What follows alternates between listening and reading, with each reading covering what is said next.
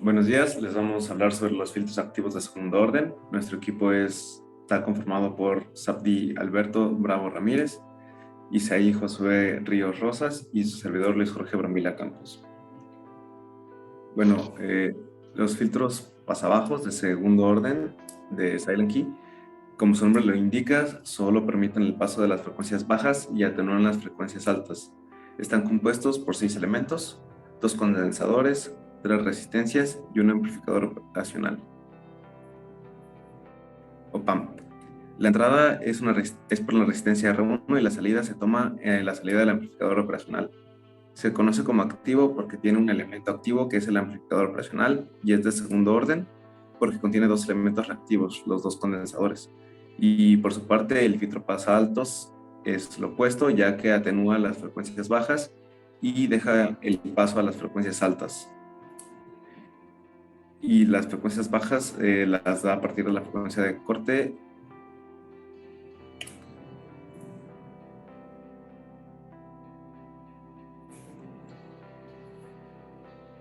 Las topologías utilizadas. Para este proyecto utilizamos dos tipos de tipologías, Silent Key y retroalimentación múltiple. Pero ¿cómo las relacionamos con la vida diaria o con la tecnología de hoy en día?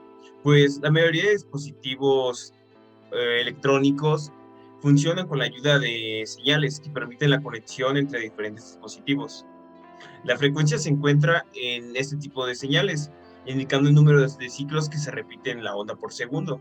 Entonces, hay diferentes tipos de tipologías de filtros para encontrar la respuesta a una frecuencia, como lo es Silent Key y retroalimentación múltiple. La configuración de Silent Key fue introducida por primera vez en 1955 por R.P. Salem y es una de las tipologías de filtro más utilizadas, ya que muestra la menor dependencia de rendimiento del filtro en el rendimiento del amplificador operacional. Y en cuanto a retroalimentación múltiple, posee la gran ventaja de conseguir los factores de calidad Q relativamente altos. Estas tipologías permiten a los ingenieros diseñar múltiples sistemas de control para modular las frecuencias que existen, como los amplificadores y filtros, que son muy utilizados y tienen tanto como propiedades de amplificación como de filtración. De ahí sus nombres, que producen una respuesta de frecuencia dentro de una banda superior e inferior. Existen respuestas de los amplificadores y filtros de señal, y son muy importantes para regular las señales. Todo esto es muy utilizado en el procesamiento de señales y telecomunicaciones. Estos sistemas van de la mano con la estabilidad de las especificaciones del rendimiento. Más importante, lo que es de un sistema de control. Bueno, aquí está el primer circuito que vamos a analizar, que es el pasaaltos activo, con la tipología Silent Key. Primero realizamos el análisis en los nodos para obtener las ecuaciones, y después podemos determinar las relaciones de las ecuaciones para quedarnos con una función de un capacitor, ya que es más que eficiente proponer el valor de un capacitor comercial y en base a esto obtener las resistencias necesarias. Continuamos con el análisis y llegamos a la función de transferencia. Posteriormente, teniendo las ecuaciones necesarias para los cálculos, podemos llegar a proponer los valores para el cálculo de las resistencias. Está la frecuencia de corte, son 5 kHz, la capacitancia de 1.5 nanofarads, la ganancia de 2.2 y el factor de calidad, que es 1.25. Y pues para obtener el valor de K, ponemos los valores de resistencia que nos den el valor 1.2 en la división de RB sobre RA. Y como podemos observar aquí, estas son las gráficas que obtuvimos. La de la izquierda es de una década anterior y la de la a derecha es una década posterior respecto a la original que está en medio. Así podemos analizar cómo la frecuencia afecta a la gráfica en comparación de la original. Y estas son las gráficas de LabVIEW que coinciden con las graficadas en Proteus. Y estas son las gráficas de Bode tanto la magnitud de bode como su fase. Ok, y ahora continuamos con el pasabajos activo de la topología de Salinkey. Para este partimos un poco igual con el pasabajos. Seguimos analizando los nodos, obtenemos aquí la relación que hay entre los voltajes de entrada y salida, y pues realizamos todo el análisis que pues vamos a ir despejando para poder llegar a la función de transferencia. Una vez llegado igual a la función de transferencia, pues procedemos a proponer nuestros valores. Lo que tenemos aquí queda muy similar la función de transferencia, solamente que aquí en la parte del numerador vamos a tener a la ganancia que se va a multiplicar por una resistencia, en cambio la otra que era solamente la ganancia.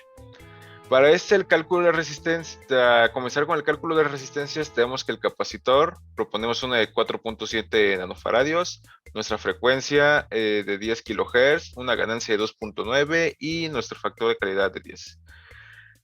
Para esto pues procedemos a realizar los cálculos y realizamos lo mismo que hicimos en el anterior, proponemos valores que nos den 1.9, esto para RB y RA, ya que estas dos resistencias son las que nos van a proporcionar la ganancia de nuestro filtro.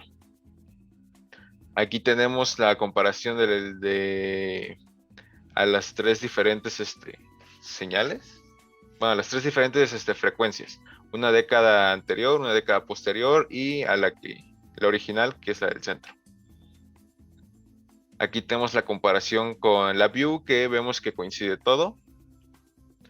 Y al igual aquí tenemos las gráficas de la magnitud de bode y la fase de bode respectivamente. Ahora, para el análisis del pasabajas activo con la topología de realimentación múltiple, aquí es un poco diferente.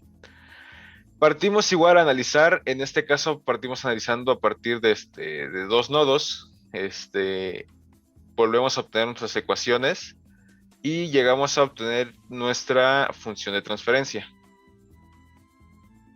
Aquí tenemos ya todas las ecuaciones ya establecidas. Y lo que tenemos al inicio, pues, es que tenemos ahora sí, podemos partir a partir de un capacitor. La diferencia aquí es que las resistencias y los capacitores no quedaron igualados, como en los otros casos. Entonces aquí comenzamos despejando cada fórmula en base al capacitor 2 que vamos a proponer nosotros con un valor comercial. Proponemos un factor de calidad de 3, nuestra ganancia de 5, frecuencia de corte de 100 kHz y un capacitor 2 de 20 picofaradios. Para esto necesitamos el valor n, que n va a ser qué tan grande va a ser el otro capacitor respecto al que propusimos. Entonces, pues, para eso el capacitor 1 va a ser 200 veces más grande que nuestro capacitor 2. Lo multiplicamos y así obtenemos los 4.4 nanofaradios. Para la resistencia 3, sustituimos a nuestra fórmula que anteriormente dedujimos y de esta forma obtenemos las tres resistencias. Para este caso, aquí habíamos completo todo el análisis, todos los cálculos. Y procedemos ahora a ver cómo se comporta. Y aquí vemos del lado izquierdo una década anterior, posterior y la original. Aquí igual lo mismo.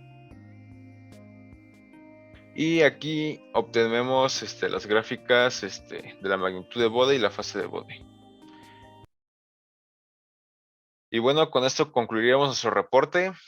Eso sería todo y gracias por su atención.